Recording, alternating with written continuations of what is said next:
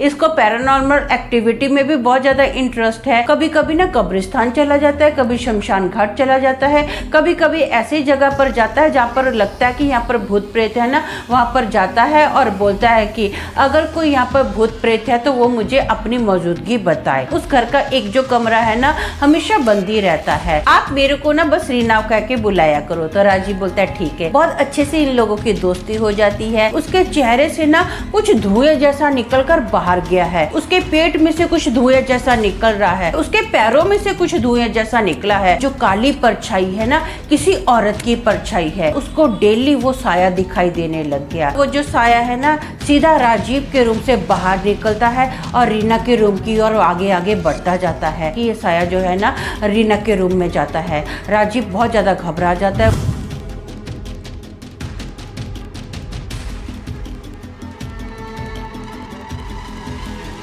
Hello दोस्तों, मेरा नाम अमन है। मैं आप सभी के मनपसंद यूट्यूब चैनल कहानी रंगमंच में आपका स्वागत करती हूँ। उम्मीद करती हूँ कि आप सभी अच्छे और स्वस्थ होंगे। इसी तरह की वीडियो देखने के लिए आप मेरे चैनल को सब्सक्राइब कीजिए और हाँ, बेल आइकन को दबाना मत भूलना ताकि आपको आने वाली वीडियो के नोटिफिकेशंस मिलते रहें। तो चलिए शुरू करते हैं आज का भयानक किस्सा।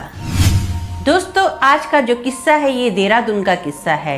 यहाँ पर ना राजीव नाम का एक लड़का जिसकी उम्र 19 साल की है पढ़ाई करने के लिए आता है। राजीव एक किराए के मकान में रहता है। उस मकान में ना 8 कमरे हैं जिसके एक रूम में राजीव रहता है। बाकी के जो रूम है ना वहाँ पर जितने भी पर्सन है ना सब लोग जॉब करने वाले लोग हैं। सब लोग क्या करते हैं अर्ली मॉर्निंग निकल जाते हैं और रात को अपने घर पर आ जाते हैं। पूरा दिन राजीव घर पर अकेला ही रहता है क्योंकि राजीव की जो क्लासेस है ना शाम के 5 बजे से लेकर 7 बजे के बीच में रहती है। तो अक्खा दिन राजीव घर पर ही रहता है। राजीव को ना हॉरर मूवीज में बहुत ज्यादा इंटरेस्ट होता है। इसको पैरानॉर्मल एक्टिविटी में भी बहुत ज्यादा इंटरेस्ट है। और राजीव क्या करता है, कभी कभी ना कब्रिस्तान चला जाता है, कभी शमशान घाट चला जाता है, कभी कभी ऐसी जगह पर जाता है जहाँ पर लगता है कि यहाँ पर भूत प्रेत है ना, वहाँ पर जाता है और बोलता है कि अगर कोई यहाँ पर भूत प्रेत है तो वो मुझे अपनी मौजूदगी बताए।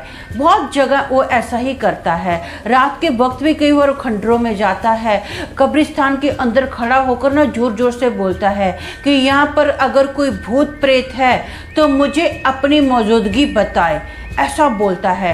लेकिन कई दिन से वो कंटिन्यू कर रहा है, कोई मौजूदगी उसको किसी की फील नहीं होती, उसको कोई भूत प्रेत नजर नहीं आता है। राजीव ना बहुत बार ऐसा ही करता है। अब क्या करता है राजीव ना किताबें पढ़नी भी स्टार्ट कर देता है। जैसा जैसा किताबों में लिखा हुआ होता है वैसा वैसा वो कब्रिस्तान के अंदर जाता है और वो सब चीजें करनी भी स्टार्ट कर देता है। फिर भी राजीव को कोई भूत नजर नहीं आता है। अब जिस घर में राजीव रहता है ना उस घर का एक जो कमरा है ना हमेशा बंद ही रहता है। एक बार ना रात का वक्त होता है, अचानक से 2:30 बजे का टाइम होता है और राजीव की आंख खुल जाती है। राजीव देखता है कि उसके चेहरे से ना कुछ धुएं जैसा निकलकर बाहर गया है। फिर उसको महसूस होता है कि उसके पेट में से कुछ धुएं जैसा निकल रहा है। थोड़े टाइम के बाद उसको रियलाइज होता है कि उसके पैरों में से कुछ धुएं जैसा निकला है। वो जो धुएं जैसी अलग अलग चीजें निकली थी ना वो एक परछाई ले लेती है। एक काली सी परछाई है लेकिन उसका चेहरा राजीव को नजर नहीं आता है। राजीव देखता है कि वो जो काली परछाई है ना किसी औरत की परछाई है क्योंकि उसके बाल राजीव को साफ नजर आते हैं लेकिन चेहरा नजर नहीं आता। वो जो परछाई है राजीव के पैरों के पास खड़ी है और राजीव को देख रही है और थोड़े ही टाइम के बाद वो परछाई ना देखते ही देखते राजीव की आंखों के सामने से गायब हो गई।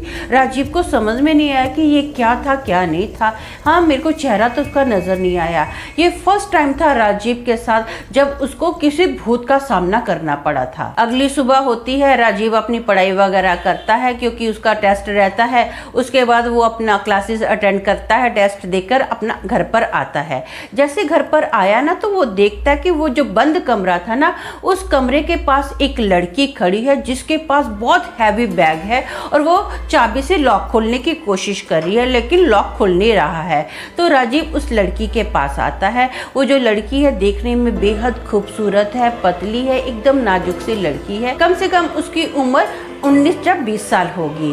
राजीव उस लड़की को पूछता है कि क्या मैं आपकी कोई मदद कर सकता हूँ। तो वो लड़की मुस्कुरा के राजीव की ओर देखती है और बोलती है हाँ, अगर आपसे ताला खुलता है तो आप खोल दीजिए। राजीव चाबी लेता है और ताला खोल देता है। अब जैसे ही रूम का दरवाजा खुलता है ना, तो राजीव रूम के अंदर देखकर एकदम चौंक जाता है, क्योंकि रूम के अंदर ना जाले ही जाले लगे हुए होते हैं, मोटी मोटी मकड़ियां घूम रही होती हैं, पूरा रूम डस्ट से भरा होता है, जैसे कई महीनों से ये रूम बंद है। तो वो लड़की क्या करती है, रूम के अंदर आती है, सीधा ना अपना झाड़ू लगाना स्टार्ट कर देती है। राजीव उस लड़की को देखता है, तो वो लड़की भी राजीव को देखती है। तो राजीव बोलता है कि क्या मैं आपका जो बैग है अंदर रख दूं? तो लड़की बोलती है ठीक है। राजीव बाहर से बैग उठाता है और रूम के अंदर रख देता है। लड़की झाड़ू लगा रही होती है। फिर से राजीव की और वो लड़की देखती है, राजीव भी उस लड़की को देखता है। तो राजीव को थोड़ा अजीब सा फील होता है। वो बोलता है ठीक है, मैं अब खाना खाने जाता हूँ, नहीं तो होटल बंद हो जाएगा। तो वो लड़की बोलती है कि मैं घर से ना 2 लोगों का खाना लाई हूँ, अगर आपको ठीक लगता है तो आप ऐसा करो, आज मेरे साथ ही खाना खा लो। तो राजीव बोलता है ठीक है, मैं 10 मिनट में फ्रेश होकर फटाफट आपके रूम में आता हूँ। तो लड़की बोलती है ठीक है। अब 10 मिनट के बाद ना जैसे ही राजीव इस रूम में आया ना, तो वो रूम को देखकर एकदम हैरान हो गया, हक्का बक्का हो गया कि ये क्या, 10 मिनट में इसने क्या जादू किया। पूरा जो रूम है ना एकदम मस्त चमक रहा होता है, रूम की हर एक चीज एकदम नीट क्लीन होती है। राजीव और ये लड़की दोनों बैठकर अपना खाना खा रहे होते हैं। अब बातचीत चलती है और बातचीत में लड़की अपना नाम बताती है। वो बोलती है कि मेरा नाम ना रीना है, मैं 6 महीने पहले इस रूम में रहती थी अपने भाई के साथ। हम लोग अपने मम्मी डैडी को मिलने के लिए गए थे, उसके बाद हमको काफ़ी टाइम लग गया, तो फाइनली मेरा जो भाई है अब थोड़े टाइम के बाद आ जाएगा। मैं इधर आ गई हूँ, मुझे जॉब पर जाना है ना, नहीं तो ज़्यादा प्रॉब्लम हो जाएगी, तो मैं इसलिए जल्दी आ गई थी। तो राजीव बोलता है ठीक है ठीक है। दोनों मिलके खाना खाते हैं। राजीव को खाना बहुत अच्छा लगता है। अब ना राजीव अपने रूम में चला जाता है सोने के लिए। अगली सुबह होती है, जैसे ही शाम का वक्त होता है, वो अपनी क्लास अटेंड करके ना बस पकड़ता है। बस के अंदर वो देखता है कि रीना ऑलरेडी बैठी है। वो रीना को देखकर बहुत ज़्यादा खुश हो जाता है। वो रीना को पूछता है मैडम आप इस वक्त यहाँ? तो रीना बोलती है मैडम मत बोलो मुझे, आप मेरे को ना बस रीना कह के बुलाया करो। तो राजीव बोलता है ठीक है। तो वो रीना को पूछता है कि इस वक्त यहाँ पर आप कैसे? ये मेरे ऑफिस का टाइम है, मैं इस वक्त ऑफिस से छूटती हूँ और इसलिए मैं इस बस पे बैठी हूँ। वो राजीव को पूछते कि आप यहाँ? तो राजीव बोलता है हाँ मेरी क्लास ही छूटी है, तो मेरा भी यही टाइम है छूटने का। तो राजीव बोलता है अच्छा ऐसा करते हैं, आपका ऑफिस का टाइम छूटने का ये है और मेरा क्लासेस से छूटने का टाइम ये है, तो दोनों मिलकर ना हम लोग घर पर जाया करेंगे साथ में। अगर कोई 19-20 लेट भी हो जाता है तो एक दूसरे की वेट करेगा। रीना बोलती है ठीक है, ऐसा ही होता है, डेली साथ में ये लोग घर पर आते हैं, मिलके खाना खाने जाते हैं। रीना ने भी अब होटल में खाना स्टार्ट कर दिया है। कई बार रीना राजीव के लिए मस्त मस्त कॉफ़ी भी बना के पिलाती है राजीव को। बहुत अच्छे से इन लोगों की दोस्ती हो जाती है।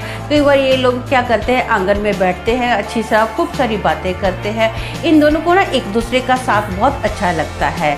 अब जो राजीव है ना, उसको डेली वो साया दिखाई देने लग गया। कई बार वो जो साया है ना सीधा राजीव के रूम से बाहर निकलता है और रीना के रूम की ओर आगे आगे बढ़ता जाता है। राजीव अपने रूम से निकलकर देखता भी है कि वो साया कहाँ जाता है, तो उसको पता चलता है कि ये साया जो है ना रीना के रूम में जाता है। राजीव बहुत ज़्यादा घबरा जाता है, उसको रीना की बहुत ज़्यादा टेंशन होती है। राजीव कई बार सोचता है कि मैं रीना से बात करूँ इसके बारे में, फिर सोचता है कि नहीं रीना डर ना जाए, अकेली इस रूम में सोती है ना, लड़की है, अगर डर गई तो क्या होगा, पूरा दिन वो जॉब पर रहती है। अब ना राजीव को रीना की बहुत ज़्यादा फिक्र होने लग जाती है। उसको ऐसा होता है कि इसकी जान खतरे में है। वो जो साया है ना डेली राजीव को दिखता है और रीना के रूम में जाता हुआ भी नजर आता है। राजीव को बहुत ज़्यादा टेंशन होती है और राजीव बहुत बार मन में सोचता है कि करूँ तो क्या करूँ, क्योंकि उसको भूत प्रेत तो निकालना आता नहीं है। लेकिन उसको ना रीना की बहुत ज़्यादा चिंता होती है। धीरे धीरे ये जो दोस्ती है ना बहुत ज़्यादा गहरी होती जा रही है और राजीव के मन में ना रीना के प्रति बहुत ज़्यादा प्यार पैदा होता जा रहा है। एक बार बाद ना राजीव रीना को प्रपोज भी कर देता है, लेकिन जो रीना होती है ना मुस्कुरा के कोई जवाब नहीं देती है, बस अपनी आंखें नीचे झुका लेती है और राजीव को बोलती है कि अब काफ़ी लेट हो गया है, मैं सोने के लिए अपने रूम में जाती हूँ। ये लोग गार्डन में बैठे होते हैं जब राजीव रीना को प्रपोज करता है। रीना अपने रूम में आ जाती है। अगली सुबह होती है, रीना ऑफिस के लिए निकल जाती है। शाम के वक्त जो राजीव होता है अपनी क्लासेस के लिए निकल जाता है। ये लोग ना दोनों वापस घर में आ रहे होते हैं, बस में होते हैं। जब रीना बस से उतरती है ना तो अचानक से उसके पैर में मोच आ जाती है, जिसकी वजह से रीना को चलने में बहुत ज़्यादा दिक्कत होती है। तो राजीव क्या करता है, रीना का हाथ अपने कंधे पे रखता है और धीरे धीरे वो रीना को रीना के रूम तक पहुंचाता है। रीना को वो पूछता है कि मैं आपके पैर पर कुछ मलहम पट्टी लगा दूं, आप बोलो कोई मालिश वगैरह कर दूं। तो रीना राजीव को बोलती है नहीं नहीं, किसी चीज़ की ज़रूरत नहीं है, बस मैं ठीक हो जाऊंगी, थोड़ा टाइम के बाद ना अपने आप मेरा पैर ठीक हो जाएगा, मैं गर्म पट्टी लगा लूंगी इस पर।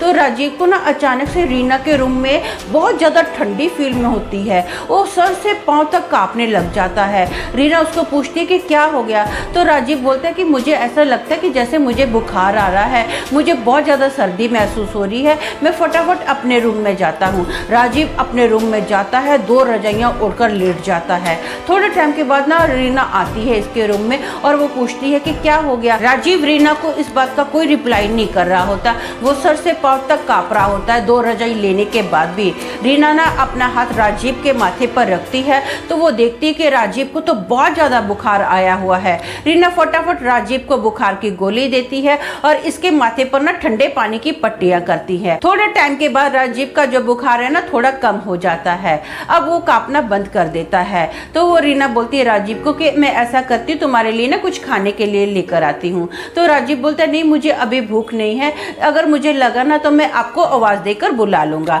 तो रीना बोलती है ठीक है। रीना बोलती है मैं मेरे रूम में सोने के लिए जाती हूँ। तो राजीव बोलता है ठीक है।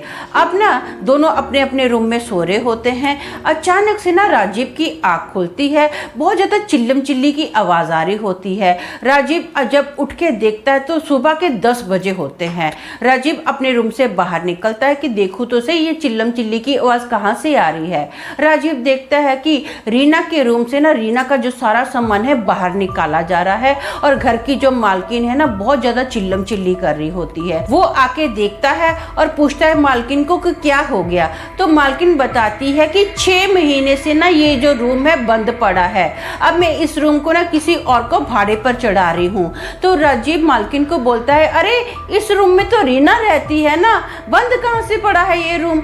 जब ये बात ना राजीव मालकिन को बोलता है तो मालकिन ना वो अजीब सी नजरों से राजीव को देखती है और बोलती है तू रीना को कैसे जानता है, तू तो यहाँ पर नहीं था उस वक्त जब रीना यहाँ पर रहती थी। तो राजीव बताता है कि थोड़े टाइम पहले मुझे रीना मिली थी, तब से हमारी दोस्ती हो गई है। तो मालकिन एकदम चौंक जाती है, बोलती क्या बात कर रहे, थोड़े टाइम पहले मतलब क्या है।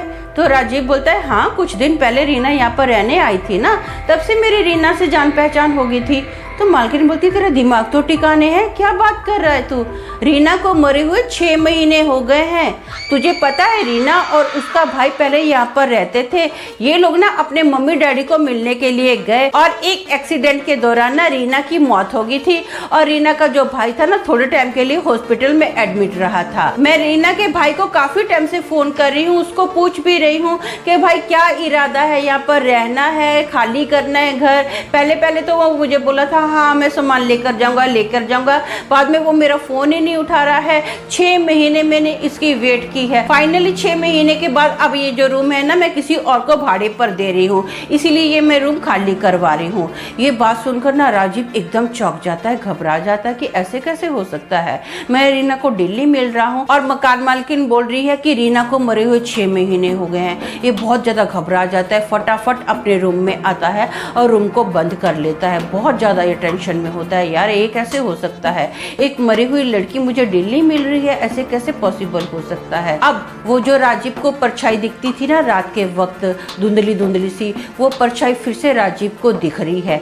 दिन का वक्त है, वो जो धुंधली धुंधली परछाई थी ना, अब वो धुंधली धुंधली परछाई धीरे धीरे रीना का रूप ले लेती है। अब वो परछाई ना राजीव के सामने एकदम क्लियर नजर आती है, जो कि रीना की ही होती है। और वो रीना राजीव को बोलती है कि तूने मुझे प्रपोज किया था ना, मैं तुझे बहुत चाहती हूँ, जिस दिन से तूने मुझे प्रपोज किया था उस दिन से मैं तेरे पीछे लगी हुई थी। मैं इसलिए ये रूप धारण करके तेरे सामने आई थी, लेकिन फाइनली मुझे मेरे रूप में आना ही पड़ा। मैं तुझे बहुत प्यार करती हूँ। वो ना रीना राजीव का हाथ पकड़ती है और बोलती है कि चल मेरी दुनिया में चल, हम वहाँ पर बहुत खुश रहेंगे। तो राजीव फट से रीना का हाथ छुड़ा लेता है। तो राजीव बोलता है नहीं, ऐसा नहीं हो सकता है। मैंने जिसे प्यार किया था मुझे नहीं पता था कि वो लड़की जिंदा नहीं है, अपना मेल नहीं हो सकता है। तो राजीव फट से रीना का हाथ दूर छुड़वा देता है। राजीव रीना की ओर देखता है, रीना भी राजीव की ओर देखती है और देखते देखते जो रीना है ना राजीव की आंखों के सामने ओझल हो जाती है। राजीव का मन बहुत ज़्यादा टूट जाता है, घबरा जाता है। उसका मन इतना टूट जाता है कि ये कैसे हो सकता है, मुझे पहली बार प्यार हुआ, वो भी एक ऐसी लड़की से जो जिंदा है ही नहीं थी। ये सोचकर राजीव का मन बहुत ज़्यादा घबरा जाता है। राजीव डिसाइड करता है कि मुझे इस जगह पर रहना नहीं है।